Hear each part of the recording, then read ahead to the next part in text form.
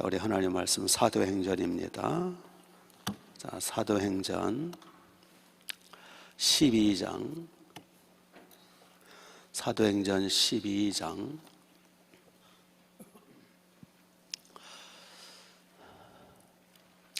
19절부터 보겠습니다. 사도행전 12장 19절.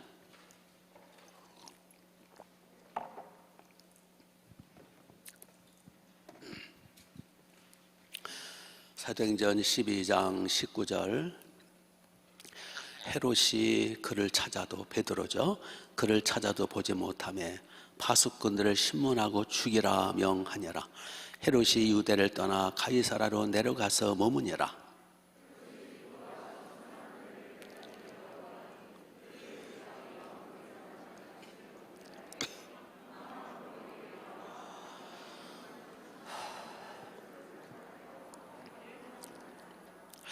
헤롯이 나를 택하여 왕복을 입고 단상에 앉아 백성에게 연설하니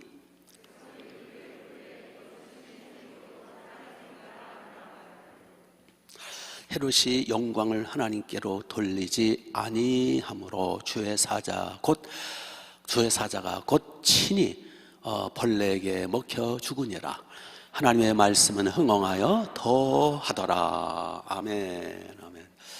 우리 반갑게 인사하세요. 잘 오셨습니다. 은혜 많이 받으세요. 주일 저녁마다 사도행전 말씀 보고 있습니다. 본문에 헤롯이 등장을 하죠. 헤롯 왕이 누구냐, 역사적 배경을 좀 아셔야 돼요. 여기 나오는 헤롯 왕은 아그리빠 1세입니다. 사도행전에 보면 잘 앞으로 더 나오죠. 아그리빠 1세인데 누구 손자냐 하면 그 이스라엘 나라 성전을 건축한 헤롯 대왕. 그 헤롯 대제, 헤롯 왜 대자를 붙이냐면 이스라엘 나라 성전을 져줬거든요.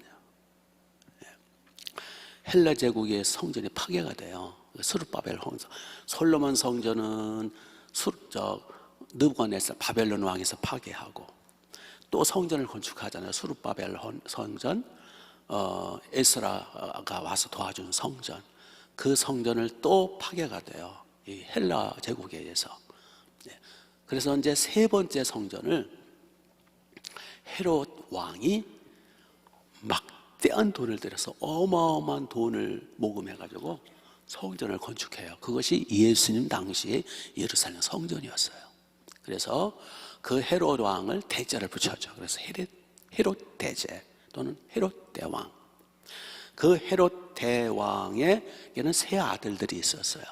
그 세 아들의 이름이 아켈라오, 안디바, 빌립, 요 세 명이 아들이 있었어요. 그래서 이제 헤롯 대제가 죽으면서 예수님 태어날 때 그 왕이 헤롯 대제예요. 헤롯 왕이 죽으면서 세 아들들이 유대 나라와 시리아와 일부하고 해서 분할을 해요. 세 나라로 분할을 합니다. 유대뿐만 아니라 조금 이렇게 좀 헤롯 대제 통치 그 지역이 좀 넓었어요. 세 나라로 분리하면서 나라가 서로 약화되고 서로 싸움박질하고 형제끼리 그랬어요. 그러다가 이제 그 아그리빠 1세가 이제 손자인데, 헤롯 대왕의 손자인데, 아그리빠 1세가 나라가 그 아켈라오 이제 그 아들인데, 아버지여서 나라를 차지하면서 세 나라 쪼개진 나라를 통합을 해버려요. 하여튼 수단꾼이고 아주 능력이 있어요. 그래서 쪼개졌던 나라를 다시 통합을 해요. 그래서 본문에 나오는 아그리빠 1세 이 헤롯 왕은 대단히 아주 수완꾼이고 로마 황제를 살살살살 아주 황제를 그냥 녹여가지고 세 나라를 통합을 해서 막강한 왕국을 세워요.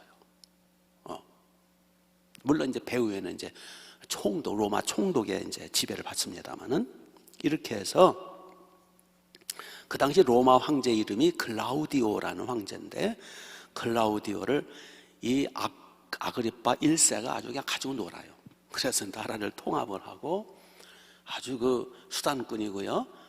아그리파 1세 본문에 나오는 헤롯 왕은요, 점점 아주 형통해져요. 예. 자, 요런 거를 이제 배경으로 해서 오늘 말씀을 보도록 하겠습니다. 자, 그런 가운데 여기 20절을 보시면 헤롯이 두로와 시돈 사람들에 대하여 뭐 했더라? 대단히 노여했더라. 그래서 두로와 시돈 사람들이 불평이 많고 그래가지고 그들을 향해서 아주 분노를 했어요. 그랬더니 두로와 시돈 사람들이 헤롯 나라의 전체 나라의 그 두로와 시돈 지방은 산악지대이기 때문에 곡식이 안 나와요. 그래서 다른 헤롯 나라, 헤롯 대전 아니고 헤롯 왕 아그리파 1세 그 치하에 다른 지역의 곡물을 공급받아 먹고 살거든요. 그래서 여기 본문에 나오죠. 그래서 그들의 지방이 왕국에서 나는 양식을 먹는 까닭에 한 마음으로 그에게 나와 왕의 침수 맡은 신하 블라스도를 설득하여 화목하기를 청했더라. 그래서 이제 드디어 두로와 시돈 사람들이 헤롯 왕 앞에 가서 무릎을 꿇어요. 예, 잘 봐달라고, 그동안 우리가 잘못했다고. 그래가지고 21절을 보시면 헤롯이 나를 택하여 왕복을 입고 단상에 앉아 백성에게 연설하니, 그랬죠? 예, 백성 연설하니. 요거를 조금 좀 설명을 해드려야 돼요. 유대인의 크리스찬은 아닌데 유대인 중에서 요세푸스라는 유명한 역사학자가 있어요. 그 역사학자가 1세기 때 예수님 전후에 1세기 때 그 역사 기록을 해놨어요. 자기 나름대로 이제 객관적인 기록이라 하지만 예수님은 안 믿는 불신자예요. 유대인이면서. 그 요세푸스가 기록한 역사 기록에 보면 그 당시 로마 황제의 이름은 글라디오고요. 여기 이제 나를 택해서 그랬죠. 여기 21절에 헤롯이 나를 택하여, 여기 날이 무슨 날이냐면 누구의 아그리파 1세 헤롯 왕이 아까 로마 황제 클라우디오를 굉장히 가지고 놀고 막 친했다 그랬죠. 클라우디오 로마 황제의 생일을 맞이해서 며칠을 잔치를 벌려줘요. 로마 황제는 로마에 있잖아요. 주인이 없는데도 그 클라우디오 로마 황제 한심을 살려고 비율을 맞추느라고 빌립보, 로마 군영이 있는 데가 빌립보 지방이거든요. 거기서 큰 잔치를 며칠 벌려줘요. 그러면서 로마 군인들을 많이 초청을 해서 잔치를 베푸는데, 그 중에 지금 요세푸스의 역사 기록에 나오는 이야기예요. 예. 그러면서 로마 황제 자리에 자기가 앉아요. 로마 황제가 이제 멀어서 못 오잖아. 그러면서 큰 잔치를 베풀어 가지고 자기가 영광 가운데 그 자리에 앉아요. 예. 그리고 두로와 시돈 사람들이 미리 이제 와서 있거든요. 이제 화해를 요청했잖아요. 아까 두로와 시돈 사람들이 황제한테 잘 보이려고 이제 왔단 말이에요. 그래서 두로와 시돈 사람들은 촌놈들이에요. 두로와 시돈이 어느 지방이냐면 저 북방, 갈릴리 북방, 아주 촌 사람들이에요. 이 사람들이 이제 온 거예요. 얼마나 왔는지 이제 많이 왔어요. 여기 빌립보 지방이에요. 막 잔치를 베푸는데 두로와 시돈 사람들이 보니까, 헤롯 왕을 보니까 와, 위험이 대단한 거예요. 그 로마 황제 자리에 앉았는데 잔치를 베푸는데, 잔치를 며칠 동안 잔치를 베푸는데 이거는 뭐 장난이 아닌 거예요. 그래가지고 뭐라고 이제 소리 지르냐면은, 여기 연설을 했죠. 21절에 보면 헤롯이 나를 택하여, 이 날이 이제 잔치날이에요. 왕복을 입고 단상에 앉아 백성에 연설하니. 그 연설도 아마 말을 잘했던 것 같죠? 아주 뭐 그냥 유창하게 연설했던 것 같아요. 그랬더니 22절 같이 한번 읽어볼까요? 백성들의 반응. 예, 시작. 백성들이 크게 부르되 이것은 신의 소리요 사람의 소리가 아니라. 이게 헤롯 왕이 얼마나 잔치를 크게 벌리고 왕자를 얼마나 멋있게 꾸미고 또 헤롯 왕이 얼마나 연설을 잘했는지 그 시돈과 두로 사람들 백성들이 몰려와 가지고 야, 신이다 라고 막 소리 지르는 거예요. 예, 이건 여기 크게 부르되 그랬어요. 22절에 백성들이 크게 불렀더라. 그리고 이거는 사람이 아니야, 저분은 신인가 봐. 와, 그 위엄하며 그 분위기하며 그 연설, 일장 연설하며 이거는 신의 소리로다.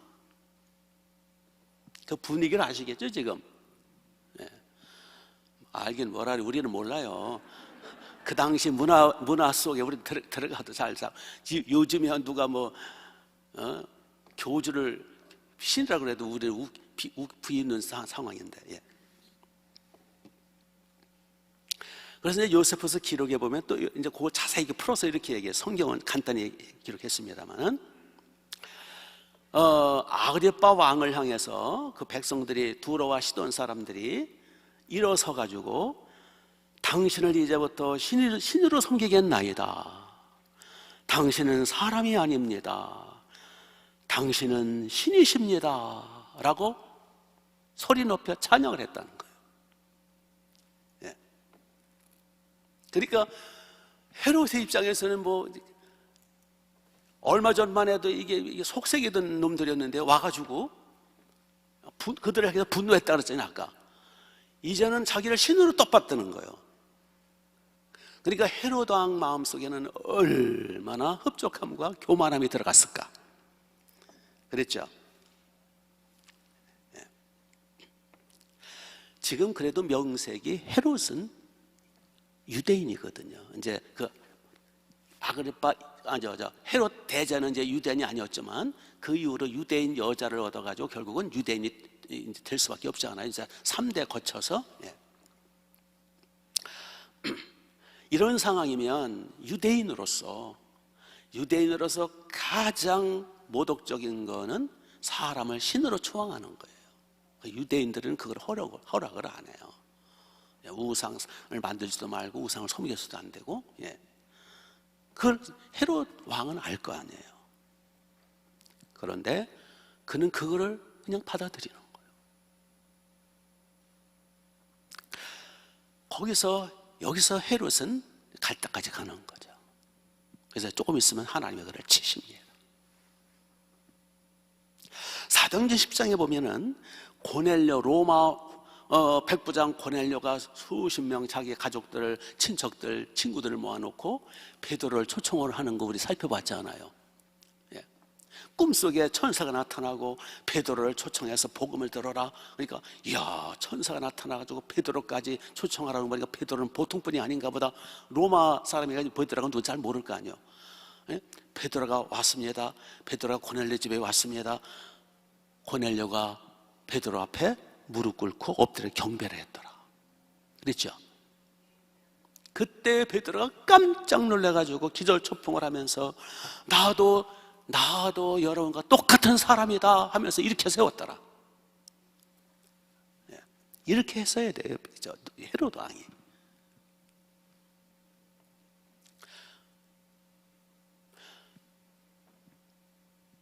혹시 여러분이 그럴 리는 없지만 어느 날 그냥 막 환상이 나타나고 꿈을 꾸고 막 음성을 듣고 어느 날 그냥 막 천사가 나타나가지고 혹시 막 그냥 손을 얹을 때 막 암병이 떠나가고 막 기적이 나타나고 하늘을 날아다니고 막 그래가지고 그럴 리는 절대 없어요. 그렇죠? 혹시 그래서 사람들이 와가지고 박대선이 그랬잖아요. 박대선이 발 씻은 물을 먹으면 병이 낫고 막 진짜인지 모르겠지만 막 그냥 막 물을 뿌리면 막 병이 낫고 막 굉장했다 그러죠.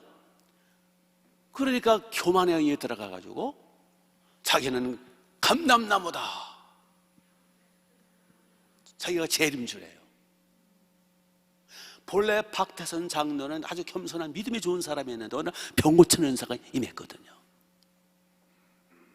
지금 문섬영도 똑같고요. 지금 신천지 이만희 씨, 그 합주기 할아버지. 세상에 자기가 자기가 성령 하나님이래. 자기가 이긴 자래. 이게 말이나 되는 일이에요. 암에 걸려서 지금 얼마 안 남아 오늘 내일 원래 한다 그러더라고요. 자기는 영생불사한데, 아니 영생불사한 사람이 왜 또 암에 걸렸어? 하여튼 저도 이게 들은 말이에요. 누구한테 암 걸렸다는 거. 이러면 안 된다는 거죠. 성부 하나님, 성자 하나님, 성령 하나님 이외에는 우리는 섬길 수 없는 거예요. 여기 두로와 시돈 사람들이 그 사람들도 실수하는 거. 어떻게 암만 왕이 그럴듯하게 분위기를 잡고 아무리 자기를 대접을 잘해주고 연설을 잘했다, 어떻게 왕을 신의 소리다 신으로 떠왔더라. 올해는 어떤 천사도 우리는 경배할 수 없어요. 계시록에 보면은요, 이제 빛나는 천사가 사도 요한한테 오죠. 여러분, 천사도 종류가 너무 많아요. 그런데 이제 하나님 보좌에서 하나님을 섬기는 가브리엘이라든지 미가엘이라든지 스랍 천사들, 구룹 천사들, 뭐 여러 천사 종류가 있는데, 그 천사들 중에는 어마어마하게 건정하고 빛나는 천사들이 있거든요. 그 빛나는 어마어마한 천사가 사도 요한 앞에 딱 온 거예요. 그리고 이제 장례일에 쭉 막 이제 얘기를 하고 막 그랬을 때 사도 요한이 그만 엎드려서 경배를 하려고 그랬어요. 천사한테. 그랬더니 천사가 깜짝 놀라면서 나한테 경배하지 말라. 오직 어린 양께 경배하라. 그렇습니다. 어떤 천사도, 아무리 높은 천사도, 가브리엘 천사도, 미가엘 천사장도, 스랍 천사도, 어떤 천사도 우리는 경배할 수 없어요. 우리가 엎드려 무릎 꿇고 경배하고 찬양하고 예배하고 기도할 분은 오직 성부 하나님, 성자 하나님, 성령 하나님 위에는 없어요. 아멘. 사람도 마찬가지고.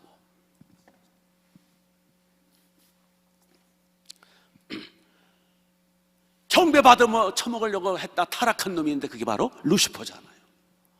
루시퍼, 사탄, 마귀, 큰 영, 옛뱀, 그놈, 그 졸개들, 나도 하나님처럼 경배받으리라. 그러다 하나님 앞에 타락하고 변질되고, 그래서 저주받은 놈들이잖아요. 그래서 그 놈들은 지금도 제사를 통해서 사람을 속여가지고 연금 받다 먹고, 아마 올 설날에도 그 놈들이 아마 재미 좀 봤을 거예요. 여기저기 제사 지내고 그래. 그러나 재미 봤자 이제 조금 있으면 그 놈들은 완전히 지옥불에 이제가 영원히 심판받을 텐데. 불쌍한 놈들이지.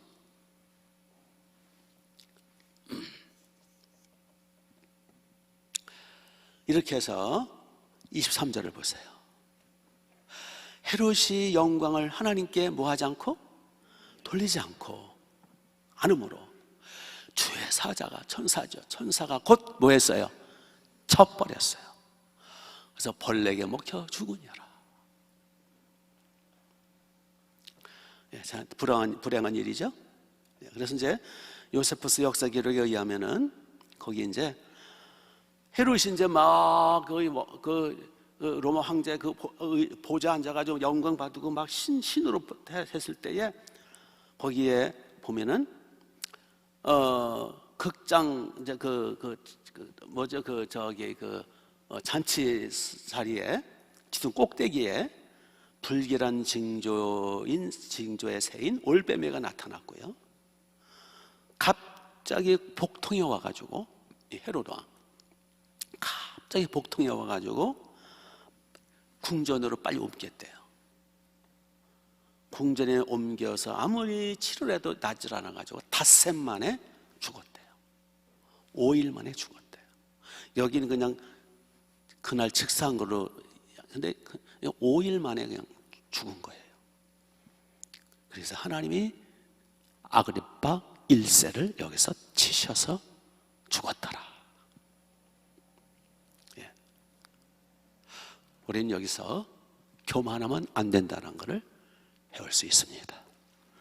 먼저 첫째로 헤롯 왕 아그리빠 1세 헤롯 대제의 손자 이자는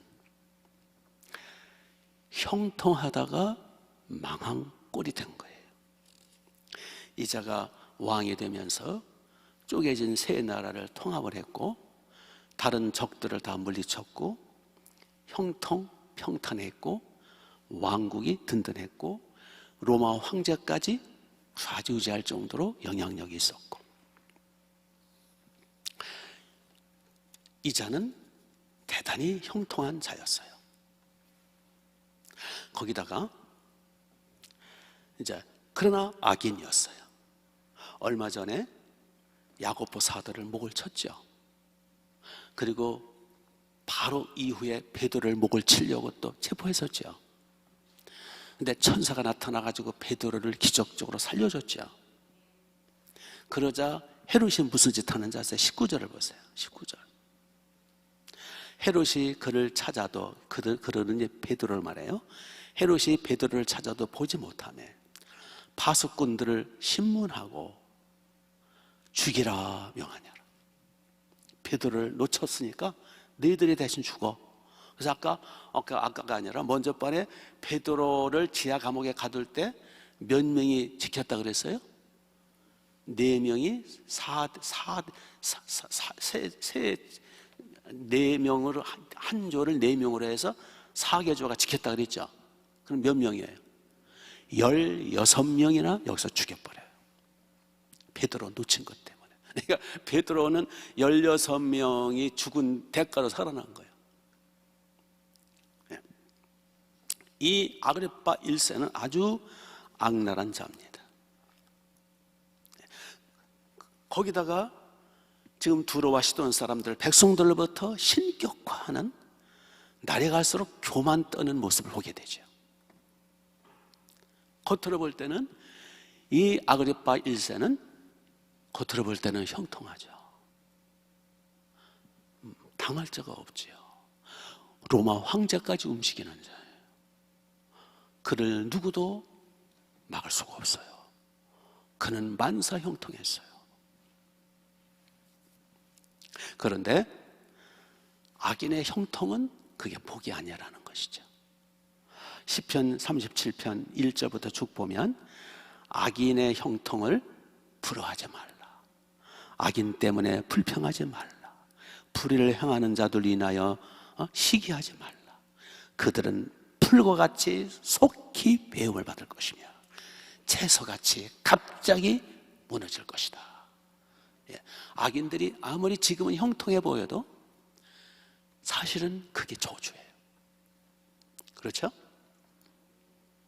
한번 생각해 보세요.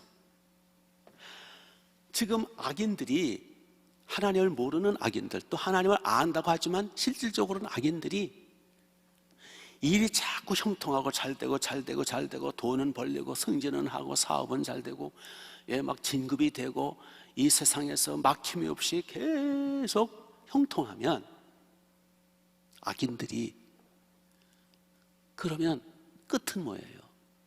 자기도 모르게 점점 교만해지고 결국 교만의 함정에 빠져서 어느 날 갑자기 망하게 돼 있어요. 악인들은, 죄인들은 잘 되는 게 아니라 뭐 하는 게 복이에요? 예? 악인들은 뭐 하는 게 복이냐고요? 망하는 게 복이에요. 왜요? 일이 안 되고 막히고 망하고 힘들고 병들 때에 악을 고치거든요.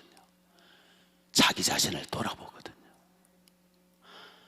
자기 주제를 알거든요. 하나님 앞에 자기 인생을 발견하게 돼요. 그래서 회개하게 되고, 그래서 예수님을 찾게 되고, 예수님 믿음으로 그래서 속죄받고 죄사함 받고 하나님의 자녀가 되고 영생을 얻고 천국을 얻는 거예요. 악인들이 잘 되는 거, 그게 그 자체가 저주예요. 믿습니까? 뒤에서는 별로 동의를 안 하네.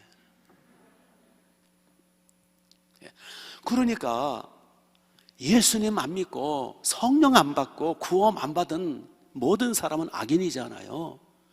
예수님 안 믿고 구원 안 받고 성령 안 받은 사람은, 아직 천국을 영생을 소유하지 못한 사람은 잘 되면 안 돼요.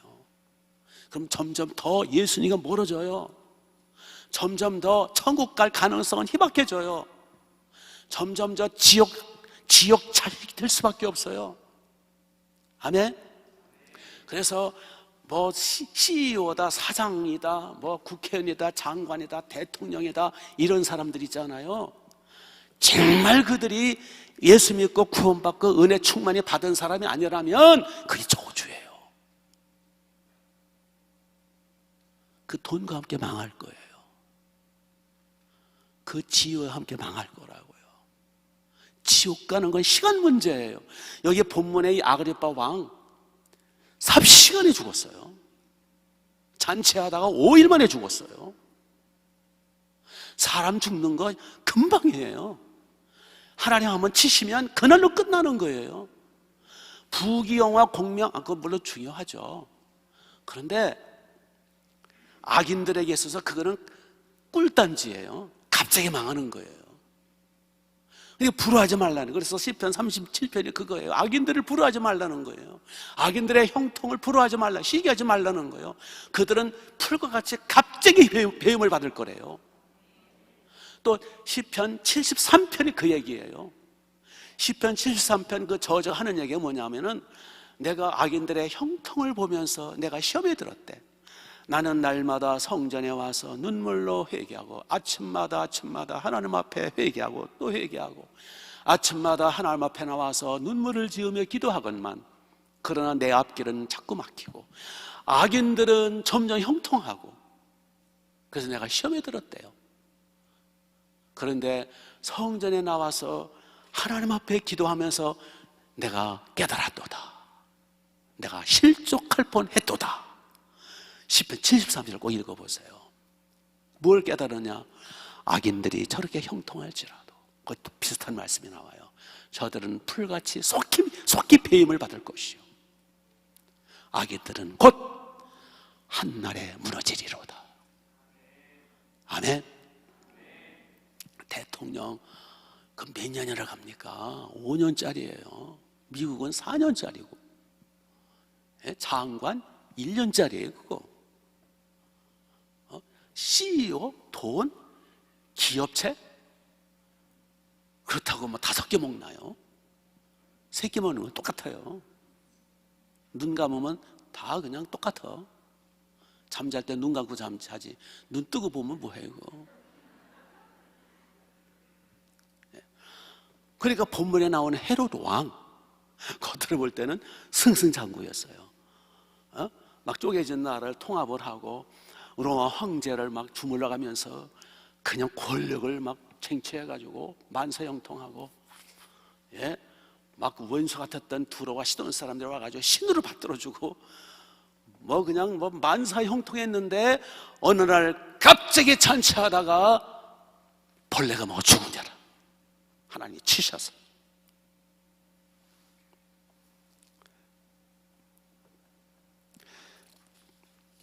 조금 위로를 드리면, 그러나 저와 여러분은 예수님 믿고 구원받고 중생을 하고 성령 받았고 이제는 우리 하나님의 백성이 됐잖아요.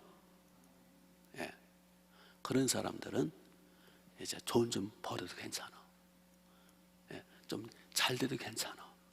그것 때문에 우리가 교만할 가능성은 희박해. 교만했다는 자 가만 안 둬. 그것도 교만하면 큰일 나죠. 솔로몬이 교만했다가 그냥 나중에 작살이 났잖아요. 다윗도 교만하려다가 하나님이 치셔가지고 나중에 제정신 들었잖아. 사울왕은 구원받은 사람이었고 성령 받은 사람이었고 선지자였고, 근데 왕권이 든든해지니까 교만병이 들어가지고 나중에 그냥 버림받았죠. 가문이 몰락했잖아요. 그래서 여러분, 성공이 중요한 게 아니라 그걸 감당해야 복이 돼요. 출세 자체가 복이 아니라 돈이나 출세나 명예나 권력 자체가 나쁜 게 아니에요. 그거를 감당 못하기 때문에, 그것 때문에 망하기 때문에 그게 문제가 되는 거예요. 같은 값이면은 요셉처럼 총리 되면 좋죠. 다윗처럼 왕 되면 좋죠. 다니엘처럼 성공하면 좋죠. 그걸 감당해야 복이지. 그거 가지고 교만 떨고 목에다 심주고 앉아가지고 기도도 잘 안 하고 교회 와가지고 그냥 뱀 머리 뱀 다리 쳐 교만 떨고 그럼 그게 저주란 말이요. 아멘. 감당해야 복이 되는 거예요. 감당하면 복이 될 뿐만이 아니라 그 상급이 돼요. 그 이왕이면 청소하는 아줌마보다는 사장이 될 때 영향력이 있거든. 영향력 있게 복음을 전할 수가 있고 영향력 있게 큰 일을 감당하니까 상도 커지는 거예요. 일한 대로 갚아주신다 했잖아요. 그렇죠? 제가 말씀드리는 거는 다 나사로처럼 거지가 내가 부잣집 문간에서 얻어먹고 병들 그러자는 게 아니에요. 그 나사로 제가 얘기했잖아요. 나사로 그 누가복음 16장에가 나오는 그 나사로 그 거지 나사로 개들과 친구했던 거지 나사로가 좋은 성도는 아니야. 그 성도가 그게 뭐에 톡도 안 되게 뭐 그래가지고 거족대기로 이렇게 장례 지내고 천국은 천사제 받더라 천국을 갔지만 천국서 뭐 왕도로 됐겠어요. 뭐 해처럼 빛났겠어요. 노숙자 되고 있겠지 지금도. 그래서 이왕이면 요셉처럼 다윗처럼 이왕이면 베드로처럼 사도 바울처럼 능력 있고 영향력 있게 성공하고 출세해서 그 영향력과 물질과 그 능력을 가지고 하나님 나라를 선신하라는 거예요. 요셉처럼. 요셉으로 말미암아 하나님의 나라가 막 200~300만 명으로 번성했잖아요. 얼마나 멋있어요. 단 조건이 있어요. 감당할 때 복이 되는 거예요. 근데 우리는 그릇이 작아가지고 여기서 조금만 더 돈이 벌려지면 당장 얼굴 표정이 달라져. 아유 불안해. 그래요.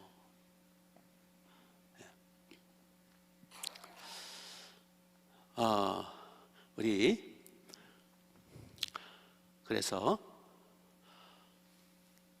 물질이나 권력이나 성공 자체가 죄는 아니지만 감당할 때 복, 감당 못할 때 재앙이 되더라. 여기서 또 한 가지 알 수 있는 것은 결국 이 교만 때문에 완악함, 교만, 이 사람은요 약해서 자기 소유나 자기 신분, 권력, 명예 이것과 자기를 동일시할 가능성이 있어요. 그래서 부자가 천국 들어가기가 힘들다고 주님 말씀하셨잖아요. 왜? 소유, 물질과 자기를 동일시하기 때문에 자기도 모르게 마음이 교만해져요. 그렇죠? 마태복음 5장에 심령이 가난한 자는 복이 있나니 저희가 천국을 얻을 것이며, 그러니까 심령이 돈이 많고 세상에서 크게 성공한 사람은 심령이 가난하기가 쉽지가 않아. 정말 쉽지가 않아. 그런 사람이 있긴 있어요. 다윗 같은 사람, 요셉 같은 사람은 위대한 거죠. 위대한 거예요. 우리는 가진 것도 없으면서 뭐 크게 내세운 것도 없으면서 심령이 가난하지 않아. 그럼 이게 참 곤란해요. 그렇죠? 네. 그래서 늘 회개하자는 거예요. 우리에겐 죄성이 있잖아요. 그래서 앞으로 우리가 평탄하고 순탄하고 형통하고 또 우리 자녀들도 그렇고 다 성공해야죠. 요셉처럼 성공해야죠. 예, 우리 예수 믿는 사람이 잘 돼야죠. 그리고 저는 우리 성도님들이 뭐 이렇게 뭐 개업을 한다 또 저는 늘 볼 때마다 11조를 늘 보거든요. 아 주님 11조 채워줬었어. 예. 그리고 성도님들 중에 합격을 했다, 또 승진을 했다, 또 개업을 한다, 확장을 한다. 저는 그런 소식을 들을 때 너무 기쁜 거야. 너무 감사한 거야. 집을 샀다, 했다. 너무너무 기쁜 거예요. 그 하나님의 은혜잖아요. 예. 뭐 하나님 앞에 할렐루야 저를 감사하고 축복기도 합니다. 저는 여러분이 헌금 내실 때 그거 저한테 가져오거든요. 그러면 주 읽으면서 기도하면서 늘 거의 바쁠 때는 못하지만 거의 체크를 해요. 예. 그래서 좀 글씨를 크게 또박또박 써주셨으면 좋겠어. 그 감사헌금 할 때. 예, 너무 깨알같이 쓰고 막 흘려써가지고 못 읽어. 물론 이제 좀 뭐 비밀 같은 거는 흘려 쓰세요. 뭐 좀 못 읽게. 그러나 이제 글씨를 좀 크게 또박또박, 그리고 너무 많은 걸 쓰면은 바빠요. 그거 다 읽려면 한나절이 걸려. 아유, 그래서 좀 간단하게 핵심만 단어 중심으로 첫째, 둘째, 셋째 이렇게 해주시면 대단히 감사하겠습니다. 저는 너무너무 기뻐요. 예, 우리 성도님들이 잘 된다는 거, 그거 너무너무 감사하죠. 예, 그게 보람이고 열매죠. 왜요? 우리는 육신이 있기 때문에, 육신이 있는 동안에는 물질도 필요하고 직장도 필요하고 사업도 잘 돼야 되고 우리 자녀들도 잘 되고, 그렇죠? 그게 중요한 거예요. 예. 그런데 중요한 것은 앞으로 어떠한 성공과 어떠한 상황 속에서도 본문의 헤로당처럼 절대로 교만하지 말자. 교만하면 끝나는 거예요. 성경에서 교만한 자는 하나님이 물리치시고, 야고보서 겸손한 자에게는 은혜를 주시느냐라. 우리 헤로당처럼 되지 맙시다. 어느 한 마을에 대형 트럭이 지하로를 지나가다가 화물에 꽉 꼈대, 차가. 그 지하 도로는 위에 그 높이가 있잖아요. 그 높이를 보고 트럭이 가야 되는데 짐을 실은 채로 그냥 지나가다가 탁 트럭이 그 지하로에 딱 끼인 거야. 워낙 탁 껴가지고 빼도 박도 못하고 있는 거예요. 막 경찰들이 오고 막 그냥 기중기가 오고 오는데 이게 안 빠지는 거야. 그거 어떻게 빼요? 이게 도로는 막히고 지금 난리가 났어요. 그래가지고 뭐 짐을 내리려고 해도 꽉, 너무 꽉 껴가지고 이게 짐도 잘 안 내려져. 워낙 그 압력 때문에. 그 한나절 동안 그냥 뭐 사람들이 아무리 애를 써도 자동차를 분해하지 않는 날 그거 어떻게 해요?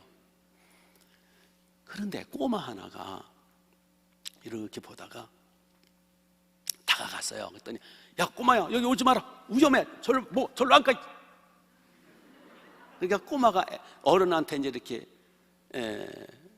이렇게 밀쳐서 뒤돌아가면서 아저씨 타이어에 바람 빼면 돼요. 꼬마만도 못해, 어른들이. 타이어에 바람을 다 빼면 압력이 이제 없어질 거 아니에요. 타이어에 바람 빼면 문제가 해결되는 거예요. 그렇죠? 대개 뭐가 문제인지 아세요? 바람이 들어가서 우리 마음속에, 우리 생각 속에, 우리 사상 속에 바람이 들어가서 바람이 들어가서 풍선처럼 그 바람을 빼면 해결이 돼요. 그렇죠? 부부 문제, 직장 문제, 또 뭐 무슨 자녀 문제, 또 무슨 문제 있어요? 사업 문제, 다 뭐만 빼면 돼요? 바람 빼면 돼요. 자존심 낮추면 돼요. 양보하면 돼요. 내가 손해보면 돼요. 내가 희생하면 되고 섬기면 돼요. 주님의 이름으로 섬기는 거예요. 그러면 주님이 언젠가는 갚아주실 줄로 믿어요. 바람 빼면 다 해결된다니까. 바람이 들어가면 문제는 더 복잡해져요. 바람이 너무 세게 들어가면 하나님이 치세요. 여기 헤롯왕 바람이 들어갔어. 하나님이 치신 거예요. 아멘. 교만하지 말자, 그 얘기입니다. 예.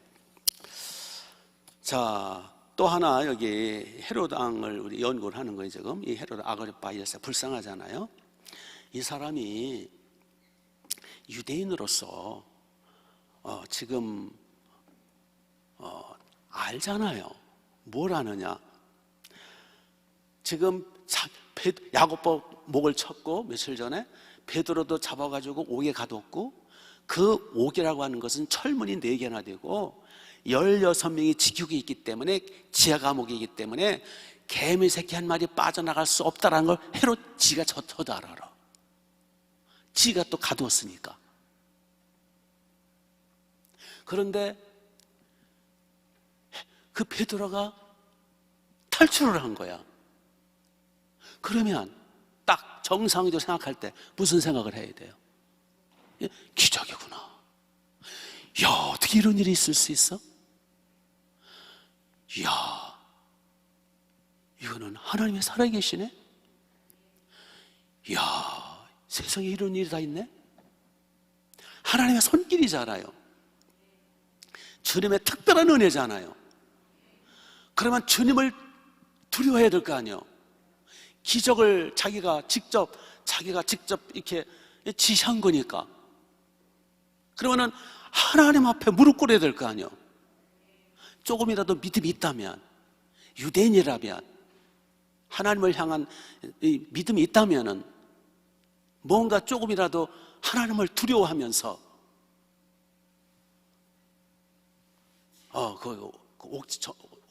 군절들 다 보여. 한번 자세히 얘기해봐. 어떻게 된 거야? 뭐 천사가 나타났다고? 자세히 더 얘기해봐.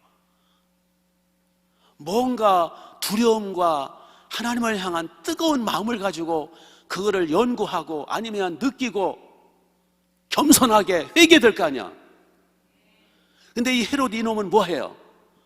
베드로 놓친 것만이 억울해가지고 분해가지고 베드로 하나 못 지켜 이 16명 놈들이 그 지하 감옥에서 개미 새끼들 못 빠져나가는데 그 한 놈 못 지켜?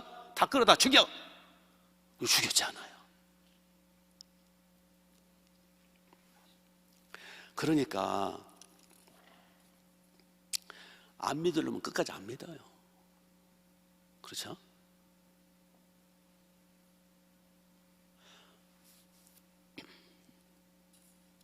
그리고 끝까지 자기가 영광을 다 받지요.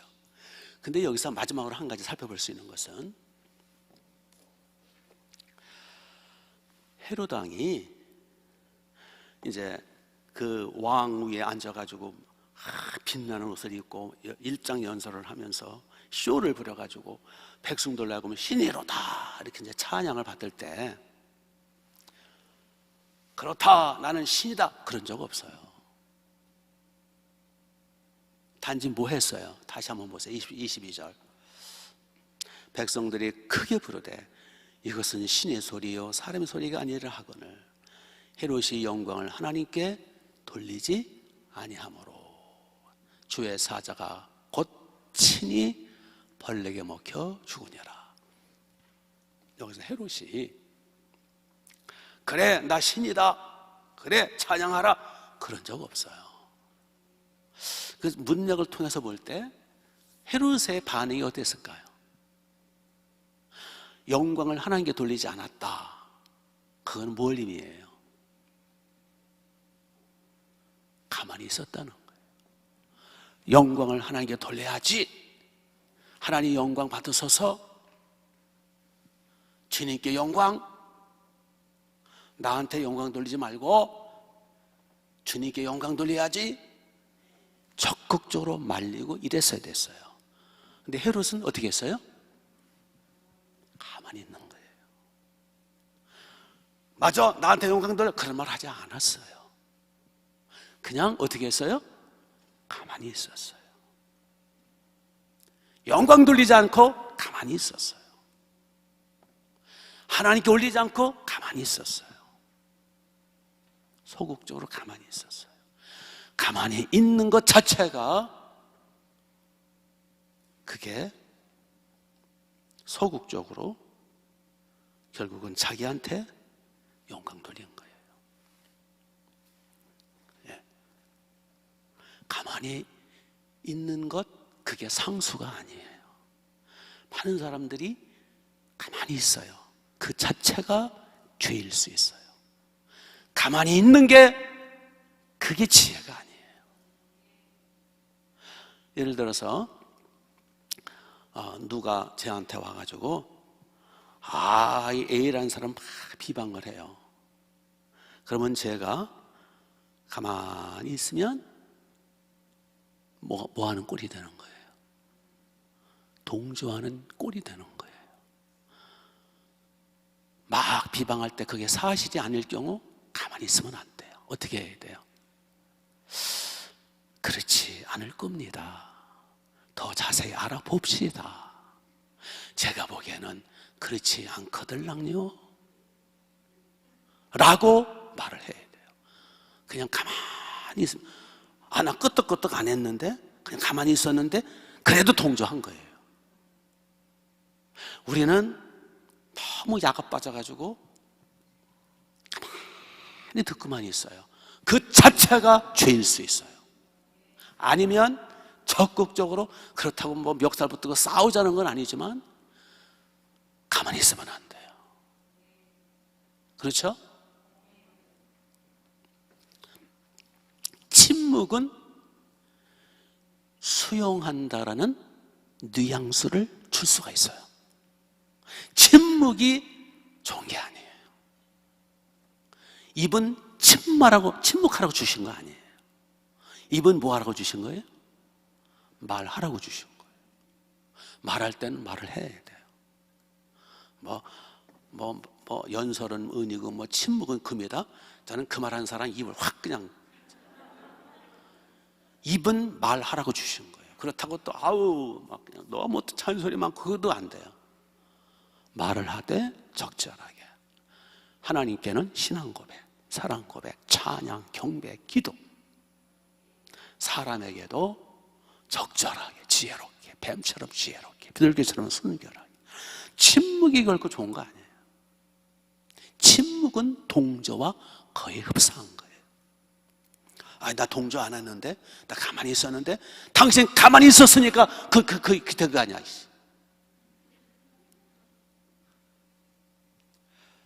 여기 헤롯왕 가만히 있었던 거예요. 막 신이다 막 찬양할 때 가만히 있었어요. 동조한 거예요. 그 하나님이 치워버리신 거예요. 하나님께 영광 안 돌렸잖아. 당신 아주 여우 같아가지고. 아주 여우 같은 사람들 많아요. 아주 살짝 눈치 보면 가만히 있어요. 그러면 안 돼요. 악을 보고 불의를 보고는 가만히 있으면 안 돼요. 그러면 동조하는 꼴이 돼요. 독재자들이 왜 독재를 잘하느냐? 가만히 있으니까 독재 마음대로 휘둘고 독재하는 거예요. 적극적으로 말을 해야 될 거 아니에요. 기도하고. 제가 이런 얘기를 계속 얘기하잖아요. 저 서울 발산동에 제 선배 목사, 학교는 1년 선배지만 나이는 상당히 서너 살 많아요. 그 목사님이 80년대 어렵게 개척을 했어요. 발산동 그 시장 통에. 어렵게 해가지고 정말 개척이 쉬워요. 그렇게 해가지고 조그맣게 한 200석, 300석 조그맣게 성전을 건축을 했어요. 그리고 행복하게 이제 목회를 하고 있는데 그 한 명이 새 가족이 들어오면 너무너무 반갑거든요. 그러니까 이제 너무 반가우니까 이제 이렇게 또 일꾼이 적다 보니까 초신자를 그냥 회계 집사로 세우고 좀 이렇게 사람을 잘 이렇게 준비된 사람을 했어야 되는데 이상한 놈을 이제 세계 집사로 세워가지고 그 회계 집사 두 놈하고 또 한 놈하고 세 놈들이 그냥 교회를 휘두르고 좌지우지하고 그냥 모여가지고 밤새도록 모여서 화투를 치고 술 처먹고 그런다는 거예요. 그래가지고 그 교회가 시험에 들어가지고 나중에는 그냥 목사님이 이제 자기들 말 안 듣는다고 강단에 못 올라가게 몸으로 막고 그러면 교인들이 주여 기도하고 기도만 하고 있다는 거예요. 기도해야죠. 물론 기도가 제일 중요하지. 근데 기도만 하고 앉았다는 거예요. 이 세 놈들은 씩씩거리면서 거기 장로도 2명이나 있었어요. 있었어요. 이 사람들 덩치가 크고 그러니까 막 까불어 이러면서 막 목사님 막 못 올라게 하고 그러니까 교인들은 그냥 권사님 주여 저 막 울면서 기도를 하는데 그냥 기도하러 앉았는 거예요. 그러니까 예배를 못 드리는 거예요. 이게 말이 되는 거예요? 그러면 그 장로나 그 집사들이나 아니면 여자들이라도 와서 꼬집든지 깨물든지 이렇게 해서 육탄으로 나올 2에는 2로 해. 그럴 때는 2에는 2로 해야 되는 거예요. 그게 칼빈주의예요. 전쟁이 나면 우리 총칼을 들어야 되는 거예요. 전쟁이 났는데 가만히 있을 기도만 하고 앉았을 거예요?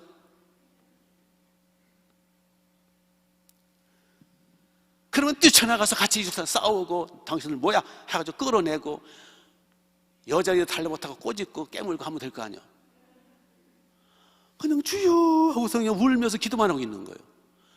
그렇게 예배를 못 드리고 있는 거예요. 한두 번도 아니고 계속 몇 개월째. 제가 그 소식을 듣고 막 달려갔거든요. 그랬더니 말이 아니에요. 지금 막 엉망진창.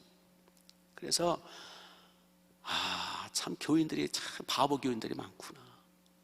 소극적이고 얼마나 교인들이 착해 빠지고 소극적이고 무언가 불의를 보고는 그냥 뒤가 물러가지고 왜냐면 뒤에 와서 해코지 할까봐 창피당할까봐 그 세금을 못 당하는 거예요. 한 150명이 세금을 못 당하는 거예요.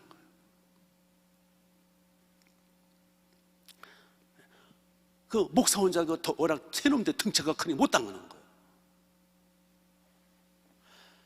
그래가지고 참 그 교회가 막 쑥대밭이 되고 그렇게 이제 몇 개월째 그렇게 있는데 거기서 이제 한 100m도 안 돼, 한 50m, 한 100m는 되나? 파출소가 하나 있어요, 거기. 파출소 순경이 이렇게 지켜보는 거예요. 그러니까 맨날 그래서 이렇게 와보면 맨날 싸우고 있고 이상하다. 그 파출소 순경이 예수 믿지도 않는 순경이 와가지고 왜 이렇게 시끄러운가? 가만히 몇 개월째 지켜보고 있는가? 새 놈들이 그렇게 하는 거 본 거예요, 순경이.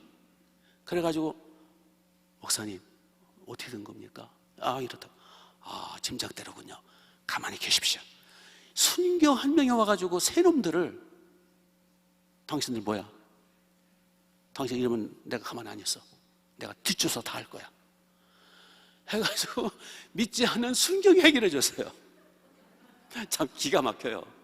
거기 장로 2명하고 거기 집사들하고 남자들 여자들 권사님들 아무 소용없어. 웃기지도 않죠. 그래서 가만히 있으면 안 되는, 풀이를 보고 가만히 있으면 안 되는 거예요. 가만히 있고 눈치 있으면 이게 몇 놈이 휘젓는 거예요. 그러면은 뒤들이 물러가지고 눈치만 보고 또 좀 주인의식 없는 사람은 다 교회 옮겨버리고 앉았고, 아유 이 세상에 교인들처럼 뒤가 물르고 겁쟁이 들었구나. 그 목사님의 결론이에요. 그게 여기 본문의 헤롯 막 영광 돌릴 때 가만히 있었다. 그게 바로 하나님 앞에는 너 이제는 끝이다 하고 쳐버리셔. 그러니까 여기 본문에 나오는 아그리파 1세는 이게 형통 하면서 이게 교만하면서 결국은 신의 의식까지 올라가가지고 이제는 죄악에 가득 차가지고 하나님이 쳐버리신 거예요. 이건 오늘도 똑같아요. 네. 하나님의 마지막 징계는 영혼을 불러가시는 거예요. 그래서 자, 우리 불의를 보고 가만히 있으면 안 돼요. 기도를 해야죠, 물론. 예, 나서야 돼요. 여러분, 우리 권사님, 집사님 여러분 꼬집을 준비 돼 있어요? 우리 남자 성도님들 육탄전으로 싸울 준비가 돼 있어요? 필요하다면 총칼을 드는 거예요. 예, 적군이 쳐들어왔으면 주님의 이름으로 십자가 군병이 되어 총칼을 잡고 지켜내야 되는 거예요. 이 신앙의 자유, 우리나라가 사회주의 공산화가 되면은 신앙의 자유가 없어요. 중국처럼 중국은 신앙의 자유가 없어요. 후배성, 거기 시피가 1호 샘플로 거기에 선교사들 다 쫓고 교회 다 무너뜨리고 십자가 불태워서 무너뜨리는 거 인터넷에 많이 떠돌는 거 보셨잖아요. 거기 후배성 한번 쳐보세요. 그럼 시진핑이 샘플로 거기 후배성하고 그 무슨 도시야 그게? 우한. 후배성 중에서도 우한을 샘플로 잡아가지고 거기 십자가를 다 끌어내리고요. 쳐보세요. 우한 그 인터넷. 그런 짓거리가 한 대가 저기예요. 우한. 하나님 그걸 치셔가지고 거기서 우한 폐렴이 나오게 했잖아요. 중국에는 신앙의 자유가 없어요. 불쌍한 나라예요. 그래서 우리가 기도하는 거예요. 빨리 공산당들이 물러가고 자유, 아름다운 중국, 자유주의 신앙의 자유가 있는 중국이 되도록. 이웃이 좋아야 잘 살 수 있는, 이웃이 깡패가 사는데 잘 살 수 있어요? 자, 일단 우리 끝나도록 하겠습니다. 일찍 끝난다는 게 또 더 길어졌네. 거기 이상하게 자, 이 시간 같이 기도할 때 우리 불의를 보고 가만히 좀 합시다. 우리 헤롯처럼 교만하면 안 돼, 그렇죠? 우리 늘 겸손합시다. 이 시간 같이 10분간 기도하시다가 집으로 돌아가시 바랍니다. 내일 새벽도 나오고 모레도 나오고 해서 힘씁시다. 기도하겠습니다. 주여 한번 외칩니다. 시작! 주여! 하나님 우리 아버지, 하나님 우리 아버지, 주여 자비를 베풀어 주옵소서. 주여 경의를 베풀어 주옵소서. 아버지 은혜를 베풀어 주옵시기를 간절히 원합니다. 거룩하시며 전능하시며 영화로우신 우리 아버지, 주여 자비를 베풀어 우리 헤로당처럼 교만하지 않게 원합니다. 교만하지 않게 원합니다. 주여 교만하다가 우리 하나님 앞에 징계받지 않게 원합니다. 언제나 어디서나 겸손하고 늘 주님만을 높이며 아버지만을 높이며 늘 섬기는 위치에 서기를 원합니다. 종이나 우리 모든 성도님들 언제나 엎드려서 회개하며 언제나 섬기는 위치에 설 수 있도록 이끌어 주옵소서. 우리의 충만한 게 종이나 우리 모든 성도님들 절대로 교만하지 않게 하옵소서. 앞으로 형통하더라도, 앞으로 아버지 하나님 크게 성공하더라도 절대 요셉처럼 다윗처럼 겸손하여 하나님의 나라 왕성케 하옵소서. 우리 아버지, 우리가 불의를 보고는 담대히 일어설 수 있는 용기도 주옵소서. 우리의 충만한 이게 일꾼들로 일으켜 주옵소서. 아버지, 오늘 일꾼들, 브리스가 말로 같은 일꾼들, 방평선 일꾼들, 너가 데모드에 같은 일꾼들, 충성의 일꾼들 일으켜 주옵소서. 성령으로 기름을 부어 주옵소서. 할렐루야. 성령의 은행하옵소서. 아버지 긍휼을 베풀어 주옵소서. 주여 자유 기도의 문을 활짝 열어 주옵소서. 목동 성전, 일산 성전, 운정 성전, 영상 앞에 나온 사랑하는 자녀들 가슴마다 성령의 불을 붙여 주옵시며 주여 영과 역을 끈끈하게 하옵소서. 가정의 평강을 주옵소서. 재정적 기름 부으심을 넘치도록 부어 주옵소서. 할렐루야. 예수님의